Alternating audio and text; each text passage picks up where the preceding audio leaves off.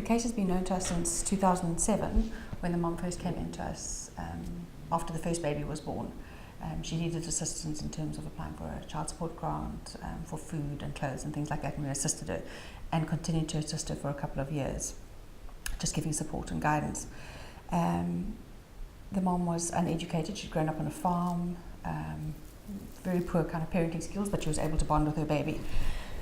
The first one was born at 16, when she was 16 years old.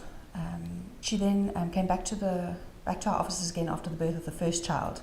He was the second child. He was born in March 2010 and was admitted to hospital 3 weeks later for lack of weight gain.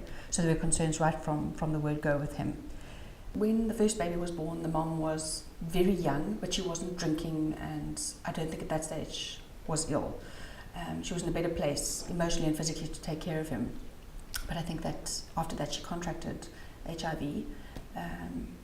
She was in an abusive relationship with the father of the children, and the care of the children kind of deteriorated over time. When we removed him when he was 8 months old, the mom was feeding him water and flour, which is kind of a common thing that we see in the office when people can't afford formula and when they're not allowed to breastfeed or can't breastfeed. In December of the same year, when the baby was 8 months old, she returned to the office. She was very ill. She was in and out of hospital. The children were very, very neglected. The oldest child's face was covered with impetigo, which had become infected. And the baby was very underweight, lethargic, drowsy, non-communicative, not able to make eye contact, etc. They were then removed. Both the children were removed and placed in temporary safe care. And in the January of the next year, they were placed in foster care. At that point, he was referred to Settlers Hospital, where he went once a week for physiotherapy, occupational therapy, and speech therapy.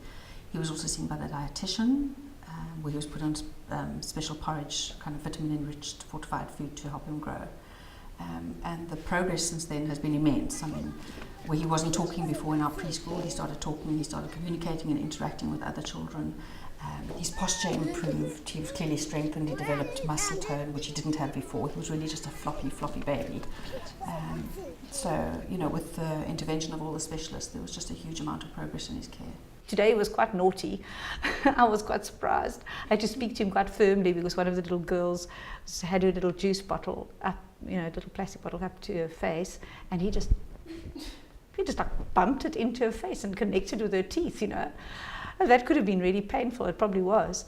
So I had to speak quite firmly to him, but you quite applaud that because you think, hey, some spunk, and that's what you want to see, I mean, you don't want to see him naughty, but you want to see him more alive, and that's certainly, that is the feeling that I have with him, is that he was barely alive. He was like just existing and just like pup and no muscle, no energy, nothing. And it's suddenly like that rag doll has become alive and has spunk.